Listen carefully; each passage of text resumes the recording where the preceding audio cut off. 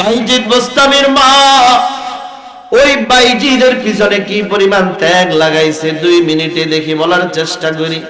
বাইজিদ বোস্তামি তার মায়ের বড় স্বপ্ন হলো তার বড় আল্লাহ ওয়ালা বানাবে।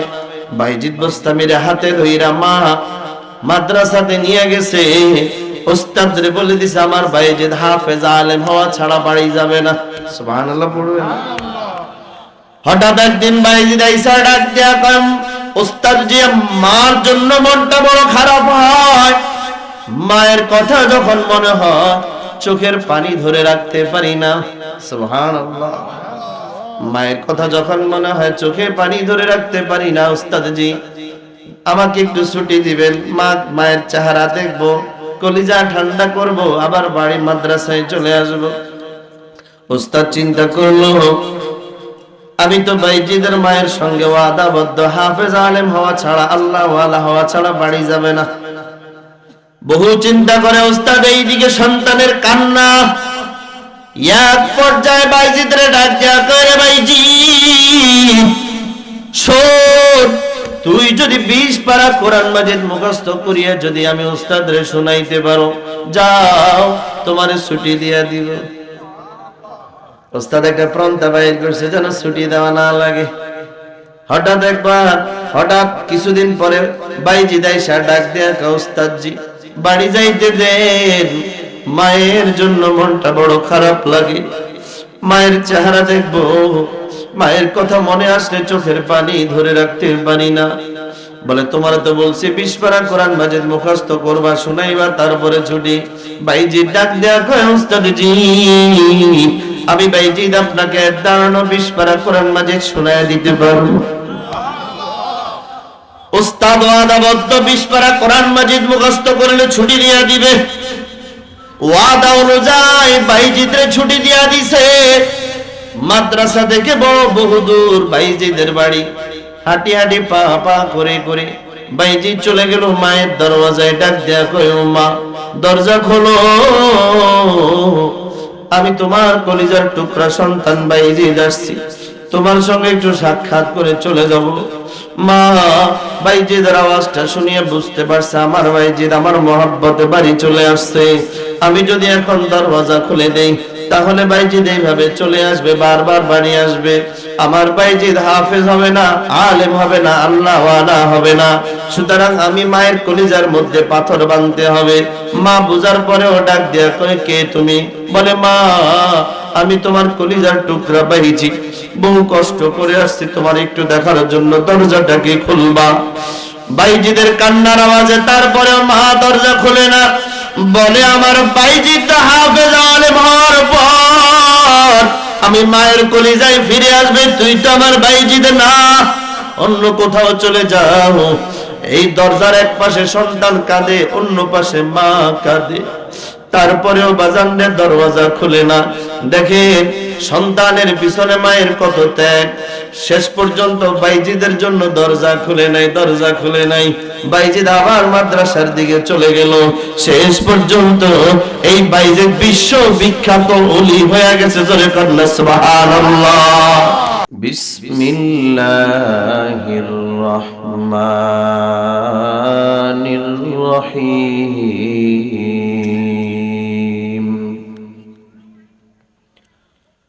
قل إن كنتم تحبون الله فاتبعوني يحببكم الله ويغفر لكم ذنوبكم والله غفور رحيم.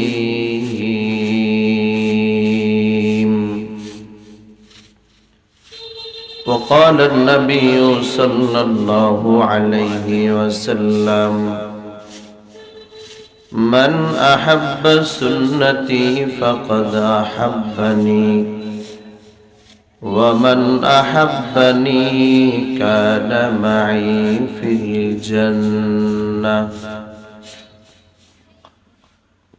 صدق الله مولانا العظيم وصدق رسوله النبي الكريم ونحن على ذلك لمن الشاهدين والشاكرين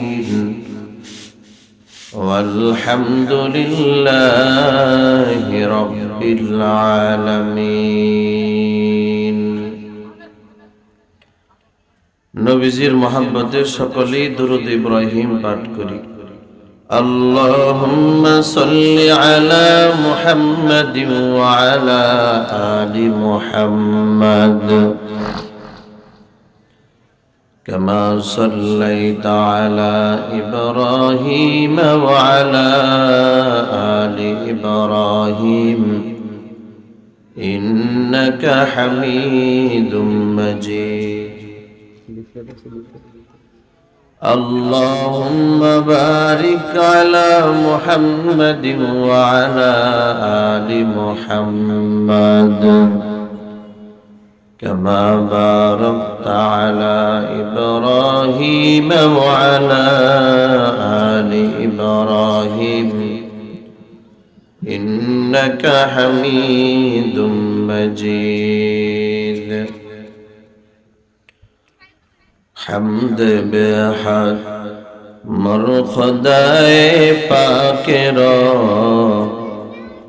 آکے ایماداد مشتے خاک رو آکے در دم دمید روح رو داد از طوفان جاتو نوح را لا الہ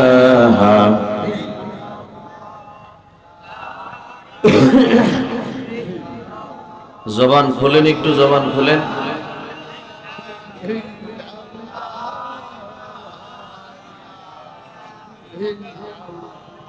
লা ইলাহা ইল্লাল্লাহ لا إله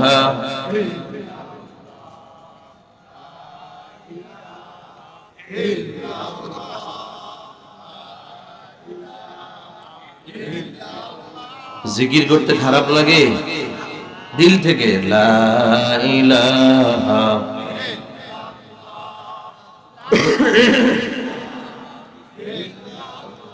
এ কালিমা পড়বে যারা এ কালিমা পড়বে যারা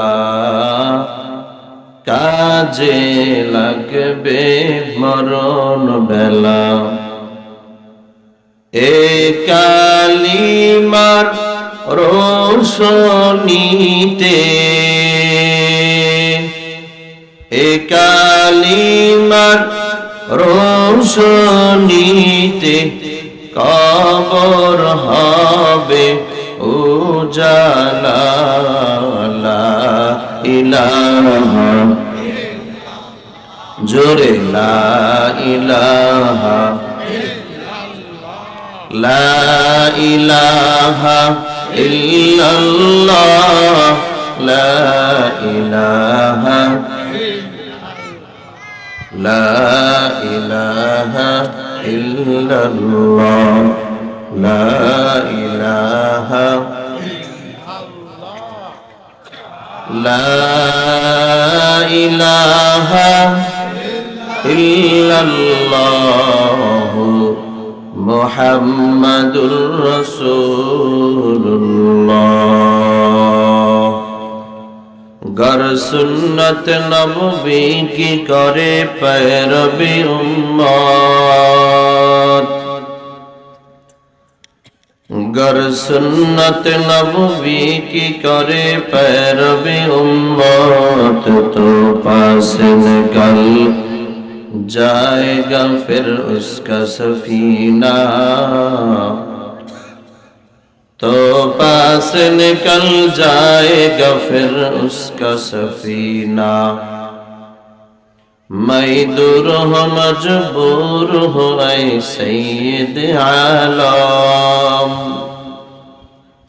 मैं दूर हो मजबूर हो ऐ सैयद आलम दीदार दिखाते नहीं आवाज सुना दो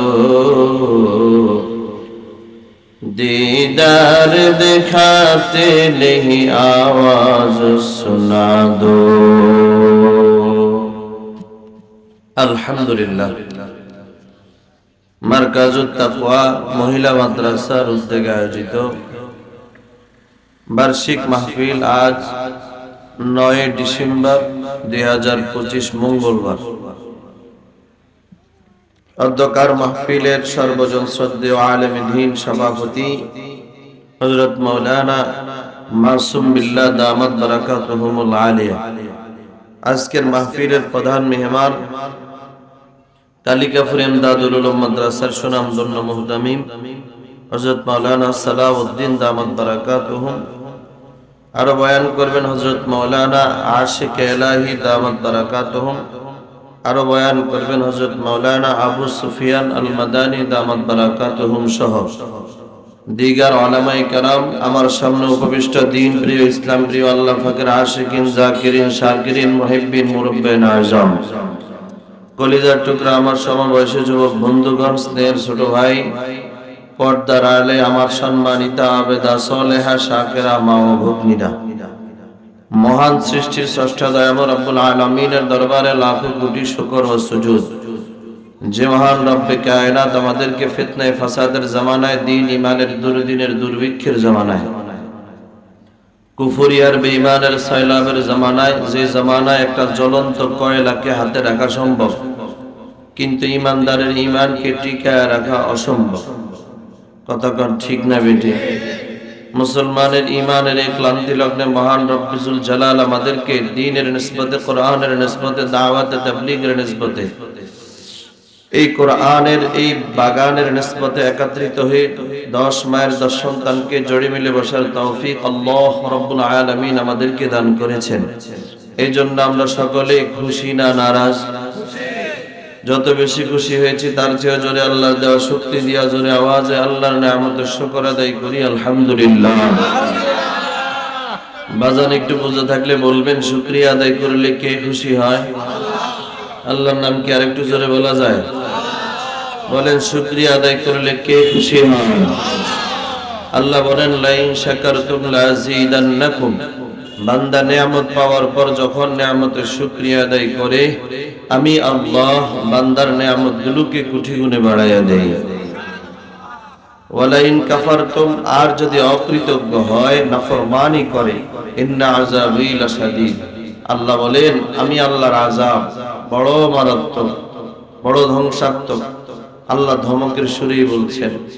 এই জন্য বাজান বুঝে থাকলে বলবেন, শুকরিয়া আদায় করব কার? বলেন না আলহামদুলিল্লাহ।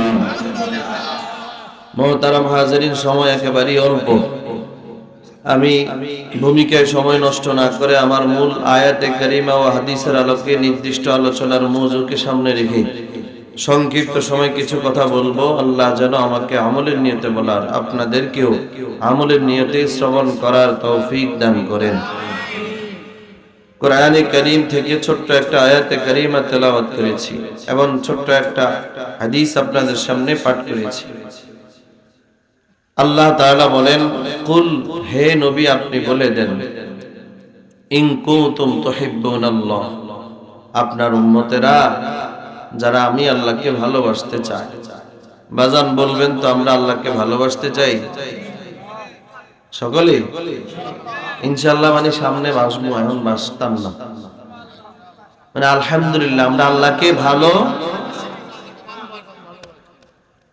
সবাই। এই আপনাদেরকে আল্লাহ তাআলা বলতেছে। আল্লাহ বলে, বন্ধু আপনার উম্মতদেরকে বলে দেন, ইন কুনতুম তুহিব্বুনাল্লাহ, আপনার উম্মতরা যদি আমি আল্লাহকে ভালোবাসতে চায়, তারা যেন একটা কাজ করে। বাজান বলেন তো, কয় কাজ? একটা। কি সেটা? আল্লাহ তাআলা বলেন, ইন কুনতুম তুহিব্বুনাল্লাহ ফাত্তাবিউনি, তারা যেন আপনি নবীর ইত্তেবা করে, অনুসরণ করে, সুন্নাত মানে। সুবহানাল্লাহ। তাহলে কাজ পাইলাম কয়টা? একটা। সেটা হলো নবীর সুন্নাত, নবীজির ইতাআত, নবীজির আদর্শ। কেউ যদি এই আদর্শ মানে, আল্লাহ বলেন আমি আল্লাহ আপনার এই উম্মতদেরকে দুইটা পুরস্কার দান করব। বাজান বলেন কয়টা পুরস্কার? এক নাম্বার পুরস্কার ইউহিব্বুকুমুল্লাহ, আমি আল্লাহ না ওই বান্দাদেরকে এবং আপনার ওই উম্মতদেরকে আমি আল্লাহই তাদেরকে ভালোবাসবো। আরো মজার কথা শুনেন, আল্লাহ বলেন শুধু যে আমি আল্লাহ তাদেরকে ভালোবাসবো, এতক্ষণ আমরা আল্লাহকে ভালোবাসতে চাইছি, আল্লাহ এখন বলে আমি তাদেরকে ভালোবাসবো। দুই নাম্বার কথা হলো আল্লাহ বলেন শুধুমাত্র কেবলমাত্র আপনার এই উম্মতেরা যদি আপনার ইত্তেবা করে, অনুসরণ করে, সুন্নত মানে, এক নাম্বার তো আমি আল্লাহ তাকে ভালোবাসবই, সাথে সাথে ওয়াগফির লাকুম যুনুবাকুম, আমি আল্লাহ তার জিন্দেগীর সমস্ত গুনাহ মাফ করে দেব। আচ্ছা বাজান বলেন যাকে আল্লাহ ভালোবাসবে, যার জিন্দেগীর গুনাহ মাফ হয়ে যাবে, তার আর জিন্দেগি তার কি চাই? বলে সবই তো হয়ে গেল।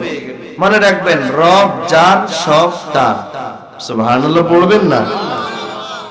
রব যার সব আল্লাহ। তাহলে আমরা এই আয়াত থেকে কি বুঝলাম? রাসূলের আদর্শের উপরে যে চলবে আল্লাহ তাআলা তাকে ভালোবাসবে। দুই নাম্বার আল্লাহ তাআলা তার জিন্দেগীর গুনাহ মাফ করবে। হাদিসে পাকের মধ্যে নবীজি বলেন মান আহাব্বা সুন্নতি, কেউ যদি আমি রাসূলের সুন্নাতকে মহব্বত করে, ওয়া মান আহাব্বানি, সে যেন আমি রাসূলকেই মহব্বত করলো। ওয়া মান আহাব্বানি কানা মাই ফিল জান্নাহ, আর যে আমি রাসূলকে মহব্বত করবে, আমি নবীজি তাকে নিয়েই জান্নাতে ঢুকবো। তাহলে আমরা মূল পাইলাম রাসূলের ইত্তেবা, রাসূলের অনুসরণ, ঠিক না? আসুন,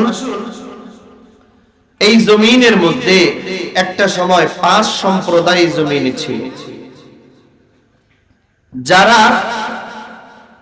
যাদের কাছে নারী সম্প্রদায়ের কোনো দাম ছিল না।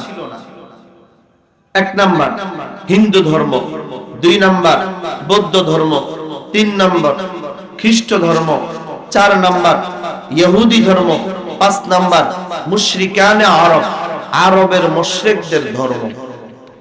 বাজান এখানে অনেক লম্বা কথা, এত লম্বা কথা বলার সুযোগ হবে না, এর দূরেই বলি। যেমন হিন্দু ধর্মের মধ্যে একটা রীতিনীতি চালু ছিল, সতীদাহ প্রথা। সতীদাহ প্রথা মানে কি? সতীদাহ প্রথা মানে হলো যতদিন স্বামী জীবিত থাকবে ততদিন স্ত্রী জীবিত থাকার অধিকার থাকবে। তার মানে হলো হিন্দু ধর্মের তৎকালীন যুগে রীতিনীতি ছিল স্বামী মারা যাওয়ার পরে স্বামীর লাশের সাথে জীবিত স্ত্রীকে শোয়া তেল মেরে আগুন দিয়া জ্বালায়া দিবে। নাউজুবিল্লাহ বলে, এটাকে সতীদাহ প্রথা বলে। আমরা কিতাবের মধ্যে পাইছি তৎকালীন যুগে একজন রাজা ছিল, তার 100 বিবি ছিল, 100টা বিবাহ সে করছে। সে মারা গেছে, মারা যাওয়ার পরে তাদের হিন্দুদের রীতিনীতি অনুযায়ী এই 100 বিবিকে জীবিত হত্যা করা হবে। কিতাবের মধ্যে লিখছে বহু কষ্ট করে হাত পাও বাইন্দা বুঝায়া শুনায়া 36 জনরে আগুনে পোড়ানো সম্ভব হয়েছে। বাকিওয়ালারা নিজেরা নিজেদের প্রাণ বাঁচাইতে বিভিন্ন জায়গায় পালাইতে বাধ্য হয়েছে। বৌদ্ধ ধর্মেরই একই কথা, স্বামী যতদিন জীবিত থাকবে স্ত্রীও ততদিন জীবিত থাকবে। তাহলে হিন্দু ধর্ম গেল, বৌদ্ধ ধর্ম গেল, খ্রিস্ট ধর্মের মধ্যে অনেক কথা। তাদের কথা হলো নারীরা এটা কোনো মানুষ না। নাউজুবিল্লাহ বলবেন না? এরপরে ইহুদি ধর্ম, তাদের কথা হলো তারা কখনো, তাদের কোনো বাক স্বাধীনতা নাই, তারা কথা বলতে পারবে না। তাদের মুখের মধ্যে একটা টুকরি ঝুলায় রাখতো। আগে গরু দিয়া চাষাবাদ করতো না বাজান, ওই গরুর মধ্যে একটা টুকরি ঝুলায় রাখতো মুখের মধ্যে। এই ইহুদি ধর্মের নারীদের মুখের মধ্যে টুকরি ঝুলায় রাখতো, তাদের কোনো বাক স্বাধীনতা ছিল না। তাদের কোনো কথা বলার অধিকার ছিল না। বলেন বাজান, এটা কি কোনো মানবতা? 5 নাম্বার ধর্ম, 5 নাম্বার ধর্ম হলো আরবের মুশরিকদের ধর্ম। এই 4 ধর্মের কাছে কিছুদিন নারীরা জীবিত থাকতে পারত, কোনো অধিকার ছিল না। কিন্তু 5ম ধর্ম অবলম্বনকারীরা আরবের মুশরিকদের কথা হলো নারীরা বেঁচে থাকার অধিকারই নেই। কিতাবের মধ্যে লেখে, মুসলিম শরীফের মধ্যে আছে, তৎকালীন যুগে আইয়ামে জাহিলিয়াতের যুগে নারীদেরকে 5 ভাবে হত্যা করত। তন্মধ্যে 1 নাম্বার, যখন কোন কন্যা সন্তান জন্মগ্রহণ করত তখন এই কন্যা সন্তানকে তার মা বাবা নিজেই, নবজাত মোমের মতো নরম যার শরীর, এই নবজাত কন্যা সন্তানকে মা বাবা গলা টিপে হত্যা করে ফেলত। 2 নাম্বার, কোন কন্যা সন্তান জন্মগ্রহণ করলে সাথে সাথে তাকে শোয়া, ওই শোয়া অবস্থায় ধারালো ছুরি দিয়ে জবাই করে ফেলত। 3 নাম্বার, কোন কন্যা সন্তান জন্মগ্রহণ করলে তাকে জমিনের উপরে শোয়া, পাথর আইনা তার উপরে ছেড়ে দিত। একটা ডিমের উপরে পাথর পড়লে যেমন ডিমটা মুহূর্তের মধ্যে জমিনের সাথে মিশে যায়, ঠিক তেমনি ভাবে ওই নবজাত কন্যা সন্তান যার শরীরটা মোমের চেয়েও নরম, ওই নবজাত কন্যা সন্তানের উপরে পাথর ছেড়ে দেওয়ার সঙ্গে সঙ্গে সেও মাটির সাথে এমনি করে মিশে যাইত। আমার নবী জগতে আসছে, আল্লাহ তাআলা ঘোষণা দিয়ে দিয়েছে, ওয়াশিরুহুন্না বিল মারুফ। হে পুরুষের দল, তোমরা না তোমাদের নারীদের সাথে সৎ ব্যবহার করো। সুবহানাল্লাহ পড়বেন না? আমার নবী, প্রিয় নবী, মায়ার নবী, রাহমাতুল লিল আলামিন কে জগতে রহমত করে পাঠাইলেন। আল্লাহ তাআলা ডাক দেয়া কয়, মা আরসালনাকা ইল্লা রাহমাতাল লিল আলামিন, ইমামুল আউয়ালিন আল আখিরিন, বহর সাদকা রাহমাতাল লিল আলামিন, সাইয়্যিদুল কাউনাইন খাতমুল মুরসালিন, আখিরা মাতবুদ ফখরুল আউয়ালিন। বাজান বুঝে থাকলে বলবেন, আমার নবীকে রহমত করে পাঠাইলেন কে? আল্লাহ তাআলা ডাক দিয়া কয়, মা আরসালনাকা ইল্লা রাহমাতাল লিল আলামিন। আল্লাহ তাআলা আমার নবীকে, মায়ার নবীকে রহমত করে পাঠাইলেন। বাজান শুধুমাত্র এই জমিনের জন্য রহমত নয়, শুধুমাত্র ইহকালের জন্য রহমত নয়, পরকালের জন্য রহমত। সুবহানাল্লাহ। বাজানদের 5 নাম্বার ধর্ম অবলম্বনকারীরা আরবের মুশরিকদের ধর্ম। এই আরবের মুশরিকদের কথা হলো নারী জাতি জীবিতই থাকতে পারবে না। বাজানদে আমার মূল কথা হলো, এই জমিনের মধ্যে নারী জাতি কোনো দাম পাইতো না, ইসলাম ধর্ম এসে নারী জাতির দামি বানাইছে। সুবহানাল্লাহ, কি পরিমাণ দামি বানাইছে এরপরে আলোচনায় বুঝতে পারবেন।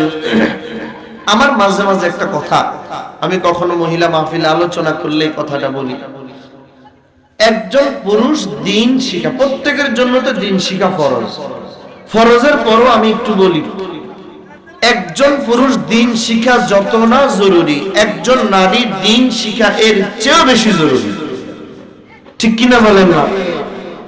এখন আমি আপনাদের সামনে একটা যুক্তি পেশ করি, দেখি আপনাদের কাছে পছন্দ হয়নি। ধরে নেন, একজন টাংরা নওজোয়ান যুবক, একটা ছেলে খারাপ হইলে বাহ্যিক দৃষ্টিতে সর্বোচ্চ খারাপ হয়, সে একটা হাফ প্যান্ট পরে, সে নেশাখোর হয়, ঠিক না? আচ্ছা, এই ছেলেটা হাফ প্যান্ট পরে যদি এখান থেকে চৌমুহনী যায়, কয়জন ভদ্র মানুষ তার দিকে তাকাবে?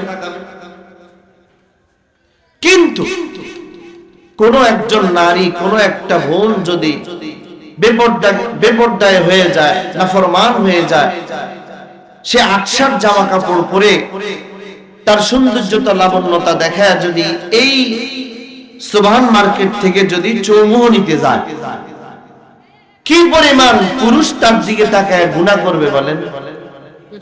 কথা বলেন না। এই জন্য একজন নারী বদ্দিন হওয়া মানে হলো হাজার নয় লক্ষ পুরুষকে জাহান্নামী বানায় দিবে, ঠিক কিনা বলেন না? এই জন্য পুরুষের দিন শিখার চেয়েও নারীরা বাজান দিন শিখা অতীব জরুরি। আমার প্রাণ প্রিয় শাইখ আরিফ বিল্লাহ হাকিমুন নফস আল্লামা মুফতি মুশতাকুন নবী কাসিম শাইখ বলেন, একটা কুকুর মারা যাওয়ার পরে কুকুরটা পচে রাস্তার পাশে যেই পরিমাণ দুর্গন্ধ ছড়ায়, এক বেপরদা নারী, এক বদ্দিন নারী, সে বদ্দিন হওয়ার কারণে তার জিন্দেগি থেকে দুনিয়ার মানুষ এত পরিমাণ দুর্গন্ধ পায়, ঈমানদাররা তার এই দুর্গন্ধের কারণে বহু পুরুষ জাহান্নামী হয়ে যায়। তাহলে কি বুঝলেন বাজার? নারীদেরকে দিন শিখানো কি পরিমাণ জরুরি। আমার শায়েখ বলে, মাছের জন্য পানি যত না জরুরি, মাছের জন্য পানি যত না জরুরি, মানুষ বাঁচার জন্য নিঃশ্বাস যত না জরুরি, একজন নারী এই নারীকে দিনদারিনী বানানোর জন্য তাকে দিন শিখানো এর চেয়ে বেশি জরুরি। তাহলে বাজার মূল কথায় আসি, দেখেন ৫ নাম্বার ধর্ম অবলম্বনকারীরা আরবের মুশরিকরা, তাদের কথা হলো নারী জাতি জীবিতই থাকতে পারবে না। বাজানরে সিরাতে ইবনে হিশামের মধ্যে রাখে, সবার কি মনোযোগ আছে? হ্যাঁ, সিরাতে ইবনে হিশামের মধ্যে রাখে নবীজির জামানার একজন সাহাবী, নাম তার দাহিয়াতুল কলবি। দাহিয়াতুল কলবি নবীজিরে ডাক দেয়া কয়, পয়গম্বর, আমি যখন কালেমার মালা গলায় পড়তে পারি নাই, যখন আবু জাহেল উতবা সাহেবের গোলাম ছিলাম, গোলাম, যখন আবু জাহেল উতবা সাহেবারে ভয় করতাম, আমার বিবি তখন ছিল একজন গর্ভধারিণী, আমি ব্যবসার উঠতে চলে গেলাম সিরিয়াতে, যাওয়ার আগে তাকায় দেখতেছি আমার বিবিটা একজন গর্ভধারিণী। বিবিটারে ডাক দিয়া বললাম, খবরদার, যদি ছেলে সন্তান হয় জীবিত রাখবা, আর যদি সন্তানটা কন্যা সন্তান হয় নিজের হাতে গলা টিপে হত্যা করে ফেলবা। নাউজুবিল্লাহ। বাজান রে, সিরাতের কিতাবের মধ্যে লেখে দাহিয়াতুল কলবি নবীজির কাছে তার এই ইতিহাস বৃত্তান্ত বলতেছিলেন, কান্নার জন্য কথা আসতেছিল না। এক পর্যায়ে মায়ের নবী ডাক দিয়া বলতেছে, দাহিয়া বলো তারপরে কি হলো? দাহিয়া ডাক দিয়া কয়, পয়গম্বর, আমি ব্যবসার থেকে এসেছিলাম, তাকায় দেখতেছি আমার ঘরের মধ্যে কোনো সন্তান নাই, ভেবেছি আমার হয়তো সন্তান ছেলে মেয়ে সন্তান হয়েছে, হয়তো মা নিজের হাতে মেরে ফেলছে। কিছুদিন যাওয়ার পর হঠাৎ একদিন আমার বিবিটা কান্না চোখে নিয়ে আমাকে বলতেছে, স্বামী আমার, তোমাকে একটা কথা বলবো, আমার কথাটা কি রাখবা নাকি? বলে, কি বলতে চাও বলো। বিবিটা কান্না করে ডাক দেয়া বলতেছে, স্বামী আমার, আমি আমার এই সন্তানটাকে গর্ভে নিয়েছি, আমি মা কতদিন পর্যন্ত এই সন্তানটাকে গর্ভে নিয়ে ঠিক মতো খাইতে পারি নাই, ঠিক মতো ঘুমাইতে পারি নাই, বহু রাত এমন হয়ে গেছে, ঘরের সব সদস্যরা দিব্যি আরামে ঘুমায়, কিন্তু আমি মায়ের চোখে ঘুম নাই, যেই মাত্র বালিশের সঙ্গে মাথাটা লাগাই আমার পেটের মধ্যে দারুণ ব্যথা শুরু হয়ে যায়, আমি আর ঘুমাইতে পারি না, হাঁটি হাঁটি পা পা করে বারান্দায় ঘরে আমি এইভাবে রাত কাটাইয়া দিই গো স্বামী। এইভাবে একদিন নয়, দুদিন নয়, মাসকে মাস পর্যন্ত আমি কষ্ট করেছি। এক পর্যায়ে যখন আমার এই সন্তানটা ভূমিষ্ঠ হবে, আমার পেটের মধ্যে দারুণ ব্যথা শুরু হয়ে গেছে। বাজানরে পৃথিবীতে একটা ব্যথা আছে যে এই ব্যথাটা নিবারণের জন্য ডাক্তার ঔষধ দেয় না, বরং ব্যথা বাড়ার জন্য ঔষধ দেয়। কথা কোন ঠিক না ঠিক? সব ব্যথাগুলো নিবারণের জন্য ডাক্তার ঔষধ দেয়, কিন্তু এই পৃথিবীতে একটা ব্যথা আছে ওই ব্যথাটা নিবারণের জন্য ডাক্তার ঔষধ দেয় না, বরং সময় হয়ে গেলে ব্যথা বাড়ে না কেন এর জন্য ঔষধ দেয়। ঠিক কিনা? তাও যদি ঔষধে ব্যথা না বাড়ে, ইনজেকশন পুশিং করা হয়, তারপরেও যদি বাজানে ব্যথা না বাড়ে স্যালাইন পুশিং করে। এ মুসলমান আমার বাজান, আমাদের প্রত্যেকের মা আমারে আপনারে যখন প্রসব করেছে কি পরিমাণ কষ্ট করেছে। কিতাবের মধ্যে লেখে একজন মা সন্তান প্রসবের সময় যে পরিমাণ ব্যথা পায়, এই ব্যথাটা যদি টাকরানো জওয়ান যুবক 80 জনের মধ্যে যদি বন্টন করে দেওয়া হয়, একটা মুহূর্তের জন্য তারা বাঁচবে না। আল্লাহ তাআলা আমার আর আপনার মাকে এত পরিমাণ ক্ষমতা দিয়েছে। আল্লাহ তাআলার তৌফিকে আমি আর আপনি দুনিয়া আসছি, নচেত বেঁচে থাকার কোনো অধিকার ছিল না, সুযোগ ছিল না। যার কারণে তাকায় দেখো বহু মা সন্তান প্রসবের সময় দুনিয়া ছেড়ে বিদায় হয়ে যায়। ঠিক কিনা? দাহিয়াতুল কলবির বিবি ডাক দেয়া কয়, স্বামী আমার এই সন্তানটা প্রসবের সময় আমার পেটের মধ্যে দারুণ ব্যথা শুরু হয়ে গেছে। ব্যথার কারণে আমি যেন পাগলনির মতো হয়ে গেছি। আমার মন চাইছে আমি নিজে ধারালো ছুরিটা আমার গলার মধ্যে বসাইয়া দিই, তারপরেও এত ব্যথা সহ্য হয় না। স্বামী আমার যখন সন্তানটা ভূমিষ্ঠ হবে, সন্তানটা আমার কলিজার মধ্যে একটা লাথি মেরে দুনিয়া আসছে। 2 দিন পর্যন্ত আমার হুঁশ আসে নাই। যখন হুঁশ ফিরে আসছে, আমি তাকায়া দেখতেছি আমার কন্যা সন্তান হয়েছে, ছেলে সন্তান হয় নাই, আমার কন্যা সন্তানই হয়েছে। কিন্তু এত কষ্টের এই সন্তানটারে আমি মা কেমনে জবাই করব? আমি সিদ্ধান্ত নিয়েছি না,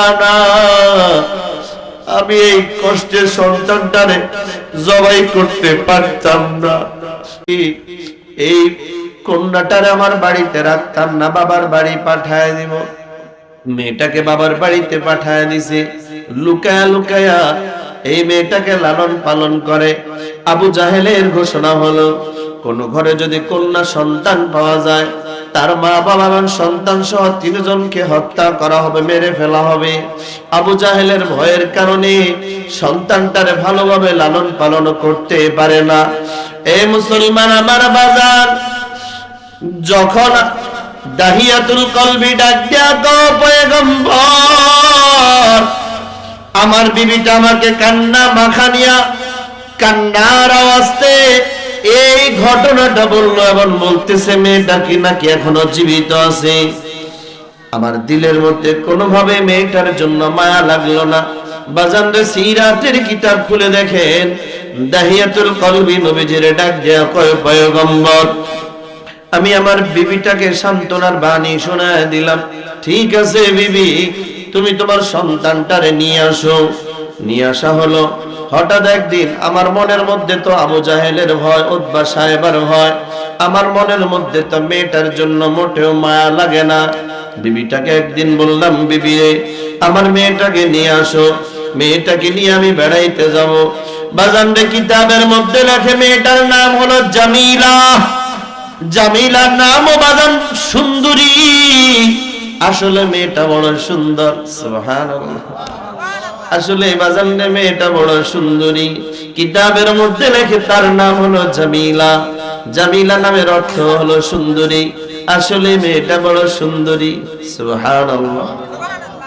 কিতাবের মধ্যে লেখে দাহিয়াতুল কলবি তার বিবিরে ডাক দিয়া কয়, বিবি রে, যাও আমার মেয়েটাকে নিয়ে আসো, তারে নিয়ে বেড়াইতে যাব। মেয়েটাকে নিয়ে যখন নিয়ে আসা হলো, বাবা মেয়েটাকে নিয়ে রওনা হয়ে গেল। মা সুন্দর করে সাজায়া গোছায়া দিল। মেয়েটার হাত ধরে বাবা মেয়েটা বাবার হাত ধরে হাঁটি হাঁটি পা পা করে রওনা হয়। যখন মেয়েটা কথা বলতে শুরু করছে, এই মেয়েটা বারবার সুন্দর সুন্দর কথা কয়, বাবা বাবা বলিয়া ডাকে। দেখবেন এ মুসলমান আমার আব্বা জানেরা, দেখবেন ঘরের মেয়েগুলো বাবার ভক্ত বেশি হয়, ঠিক না? বাবা ভক্ত বেশি হয়। বা দেখবেন বাবা ঘরে আসলে মেয়েটা আগে দৌড়ায় আসে, মেয়েটা বাবার জুতা ঠিক করে দেয়, মেয়েটা বাবার পানি উগায়া দেয়, মেয়েটা বাবার ঔষধ উগায়া দেয়। মাঝে মাঝে তাকে দেখবেন মেয়েগুলো বাবার ঔষধ পর্যন্ত খাওয়ায়া দেয়। সুবহানাল্লাহ পড়বেন না? দাহিয়াতুল কলবি ডাক দিয়া গো পয়গম্বর, আমি আমার মেয়েটাকে নিয়ে রওনা হয়েছি। রাস্তায় চলতে চলতে এক পর্যায়ে আমি আর রাস্তায় নাই, জঙ্গলের ভিতরে ঢুকে পড়লাম। মেয়েটাকে এক পাশে দাঁড়া করাইয়া, আগে আমি আমার যে কন্যাগুলাকে যেমনে কইরা হত্যা করছিলাম, আমি এই মেয়েটাকে আলাদা রাইখা আমি মাটি খনন করা শুরু করছি। মাটি খনন করতে করতে করতে করতে এক পর্যায়ে মেয়েটা দৌড়ায় আসে, বলে বাবা গো, এত কষ্ট কেন করো? চলো আমরা না বেড়াইতে যাব, তুমি এত কষ্ট কেন করতেছো? মেয়েটা নিজের জামা দিয়া বাবার ঘাম পর্যন্ত মুছিয়া দেয়, কিন্তু বাবার দিলের মধ্যে একটু মায়া লাগলো না, মেয়েটাকে ধাক্কা মেরে ফালায়া দিল। দাহিয়াতুল কলবি ডাক দিয়া কয়, ও পয়গম্বর, আমি বাকি গর্তটুকুন পরিপূর্ণ করে নিলাম। এক পর্যায়ে যখন মেয়েটাকে আমি গর্তের মধ্যে ফেলবো, মেয়েটাকে আমি যখন কোলের মধ্যে নিলাম, যেই মাত্র মেয়েটাকে আমি গর্তের মধ্যে ফালাবো, বাজান রে, মেয়েটার আর বুঝতে বাকি নাই। কারণ ছোটবেলা থেকে মেয়েটা শুনছে এই জমিনের মধ্যে কন্যা সন্তান জীবিত থাকার কোনো অধিকার রাখে না। মেয়েটা ডাক দেয়া কয়, ও বাবা, আর ছোট্টবেলা থেকে আমি শুনেছি এই জমিনের মধ্যে কোন কন্যা সন্তান জীবিত থাকতে পারে না। ও বাবা, আজকে বুঝি আমার জীবনের শেষ দিন, আমি আর তোমাকে জীবনে কখনো বাবা বলে ডাকবো না, আমার প্রাণটা ভিক্ষা দাও গো বাবা। দুই চোখ যত দূর যায় তত দূরে আমি চলিয়া যাব, আর কোনদিন তোমাকে বাবা বলে পরিচয় দিব না, তোমাকে আর কোনদিন বাবা বলে ডাকবো না, তোমার বাড়ি আর কখনো যাব না। দাহিয়াতুল কলবি বলে, পয়গম্বর, তারপরেও আমি বাবার কলিজায় একটু মায়া লাগে নাই। আমি আমার এই মেয়েটার এত অনুনয় বিনয়, এত কান্না, তারপরেও আমি বাবার কলিজার মধ্যে একটু মায়া লাগে নাই। আমি আমার মেয়েটারে গর্তের মধ্যে ফেলায়া দিলাম। তাকায় দেখতেছি মেয়েটা গর্তের মধ্যে দাঁড়ায় গেছে। মেয়েটা যখন গর্তের মধ্যে দাঁড়ায় গেছে, তাও চিল্লায়, বাবা গো, দুই চোখ যতদূর যায় ততদূর চলে যাব, আর কোনদিন তোমার বাড়ি ফিরে আসবো না, আর কোনদিন তোমাকে বাবা বলিয়া ডাকবো না। বাজানবে সিরাতে ইবনে হিশামের মধ্যে রাখে, দাহিয়াতুল কলবি বলে, আমি যখন তাকায় দেখেছি আমার মেয়েটা গর্তের মধ্যে দাঁড়ায় গেছে, আমি যদি এখন মাটি চাপা দেই কিন্তু মেয়েটা এখন মারা যাবে না, তাহলে এখন কি করতে হবে? মেয়েটারে তোমার মারতেই হবে, কারণ কন্যা সন্তানের বাবা হয়ে আমি জমিনে জীবিত থাকতে চাই না, এত লজ্জা নিয়ে আমি বেঁচে থাকতে চাই না, এত অপবাদ নিয়ে আমি বেঁচে থাকতে চাই না। সুতরাং আমার সিদ্ধান্ত হলো মেয়েটাকে আমার হত্যা করতেই হবে। জোরে কন্যা আল্লাহু আকবার। মেয়েটার যখন টাকা দেখলাম দাঁড়ায় আছে, আমি এতক্ষণ পর্যন্ত যে কোদালটা দিয়ে মাটি খনন করেছি, ওই কোদালটা দিয়ে আমার এই আদরের কলিজার টুকরা কন্যাটাকে মেয়েটার মাথার মধ্যে এমন জোরে একটা আঘাত লাগাইয়া দিছে, মেয়েটার মাথাটা চুরচির হয়ে গেছে, রক্তের কারণে পুরাটা গর্ত ভেসে গেছে, আর আওয়াজ নাই, পুরা নিঃস্ব হয়ে গেছে, মেয়েটা দুনিয়া ছেড়ে বিদায় হয়ে গেছে। আমি বাবা ওই চিত্রগুলো মনে আসলে চোখের পানি ধরে রাখতে পারি না গো নবী। আমার মতো জালেম বাবারে কি আল্লাহ ক্ষমা করবিনি বলেন? মায়ার নবী দাহিয়ারে ডাক দিয়া কয়, দাহিয়ারে জানো আল্লাহর মতো দয়ালু আর কেউ নাই।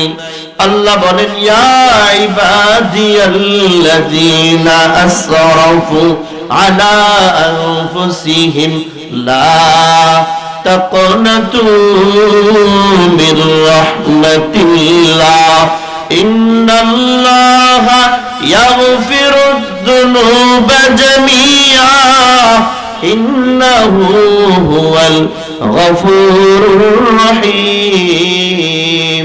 লা ইলাহা ইল্লাল্লাহ লা ইলাহা লা ইলাহা ইল্লাল্লাহ লা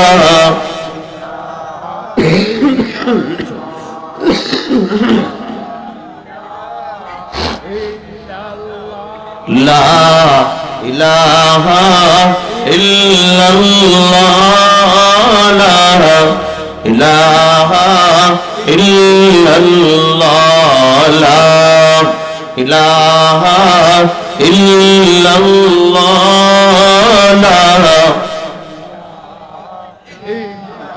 একটু বাবা বুঝে থাকলে বলবেন সবার চেয়েও দয়ালু কে? আর একটু জোরে বলেন কে?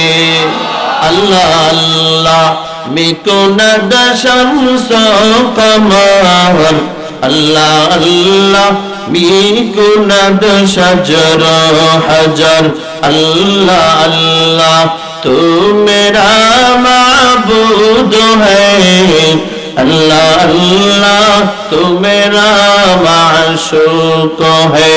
তাহলে বলেন সবার চেয়ে দয়ালু কে? বাজান রে নবীজি দাহিয়ারে ডাক দেয়া কয়, দাহিয়ারে মান ক্বালা লা ইলাহা ইল্লাল্লাহ ফাদাখালাল জান্নাহ। এ দাহিয়া শুনে নাও, আল্লাহর মতো দয়ালু আর কেউ নাই। কোন বেঈমান যখন কালেমার মালাটা গলায় পড়তে পারে, আল্লাহ তাআলা তার উপরে এত খুশি হয়ে যায়, তার অতীতের জিন্দেগীর সমস্ত গুনাহ আল্লাহ মাফ করে দেয়। এই জন্য বাজান গুনাহ করার পর যে ক্ষমা চাবে, ক্ষমা করবেন কে? এই জন্য বাজান নারী জাতি কিন্তু একটা সময় কোনো দাম ছিল না নারী জাতির। আল্লাহর নবী জগতে আসছে, আল্লাহ তাআলা দামি বানায়া দিছি, রাহমাতুল লিল আলামিনের উসিলায় আল্লাহ তাআলা দামি বানায়া দিছি। এই জন্য বাজান আমাদের মা বোনরা যেন বদ্দিন না হয়ে যায়, ঠিক না?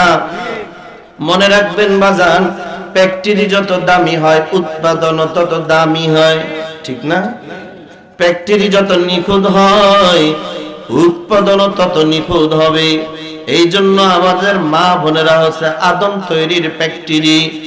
ফ্যাক্টরি যত নিখুঁত হবে উৎপাদন তত নিখুঁত হবে। এই জন্য বাজান তাকায় দেখেন বড় পীর আব্দুল কাদের জিলানীর মা কি পরিমাণ দামি ছিল, যার কারণে বড় পীর আব্দুল কাদের জিলানীর নামটা এত দামি, ব্যক্তি এত দামি, সন্তান এত দামি, বেঈমানরা পর্যন্ত আব্দুল কাদের জিলানীর নাম শ্রদ্ধার সাথে নেয়। সুবহানাল্লাহ। শুধু তাই নয় বাজার, তাকায়া দেখো খাজা মুঈনুদ্দিন চিশতি আজমিরি রাহমাতুল্লাহ আলাইহি এত দামি, কারণ কি? মায়ের কারণে। বলেন কার কারণে? মায়ের কারণে খাজা মুঈনুদ্দিন দামি হয়ে গেছে। একবার খাজা মুঈনুদ্দিন হাস্য চেহারা নিয়ে ঘরে ঢুকতেছিলেন, মা ডাক দেয়া কয়, মুঈনুদ্দিন তোমার চেহারা এত হাসি হাসি ভাব কেন বলো? মুঈনুদ্দিন ডাক দেয়া কয়, মা আমি মুঈনুদ্দিনের হাতে হাত রাইখা 1,10,000 বেঈমান কালেমা পড়ে মুসলমান হয়ে গেছে। শুধু তাই নয় মা, আমি মুঈনুদ্দিনের হাতে হাত রাইখা 90,000 ইমানদার বায়াত গ্রহণ করেছে। মুঈনুদ্দিনের মা ডাক দেয়া কয়, মুঈনুদ্দিন এটা তো তোমার কোনো কৃতিত্ব নয়, এটা হলো আমি মায়ের কৃতিত্ব। কারণ কি জানো, আমি মা তোরে গর্বে নিয়া, এক কথা হলো সারা জীবনের মধ্যে কোনদিন মুঈনুদ্দিনের মারে পরপুরুষ দেখে নাই। শুধু তাই নয়, আমি মুঈনুদ্দিন তোরে গর্বে নিয়া কখনো এমন হয় নাই নামাজ ছেড়ে দিছি, এমন হয় নাই। শুধু তাই নয়, তুই মুঈনুদ্দিন রে যখন তুই ভূমিষ্ঠ হয়েছ, আমি মা যতদিন পর্যন্ত তোর দুধ পান করাইছি, শুনে রাখ, আমি মা তোরে কোনোদিন বিনা ওযুতে এক ফোঁটা দুধ পান করাই না। যার কারণে মুঈনুদ্দিনের চেহারা এত নূর হয়ে গেছে, এত দামি হয়ে গেছে, তার চেহারার দিকে তাকাইয়া 1,10,000 বেঈমান কালেমা পড়ে মুসলমান হয়ে গেছে। বাজানরে সন্তান মানুষ করার পিছনে মায়ের বড় ত্যাগ লাগে, ত্যাগ ছাড়া বাজান সন্তান মানুষ হয় না। হাফিজি হুজুরের মা হাফিজি হুজুরে বানাইতে মায়ের বড় ত্যাগ লাগছে, ত্যাগ। বাজান রে, মার যদি ত্যাগ না হয় সন্তান মানুষ হয় না। প্রক্ষান্তরে যে মা বাবাগুলো অসচেতন, যে মা বাবাগুলো সন্তানের পিছনে কোনো গার্ড দেয় না, ওই সন্তানগুলো বেশিরভাগ নেশায় চলে যায়, নষ্ট হয়ে যায়, ঠিক কিনা? নবীজি বলেন, সালাসাতুন কদ হারামাল্লাহু আলাইহিমুল জান্নাহ, 3 শ্রেণীর দলের লোকের জন্য আল্লাহর জান্নাত হারাম। 1 নাম্বার মুদমিনুল খামর, যে নেশাগ্রস্ত, তার জন্য আল্লাহর জান্নাত হারাম। জোরে কন্না নাউজুবিল্লাহ। বাজানদের কথা একেবারে শেষ। দেখেন,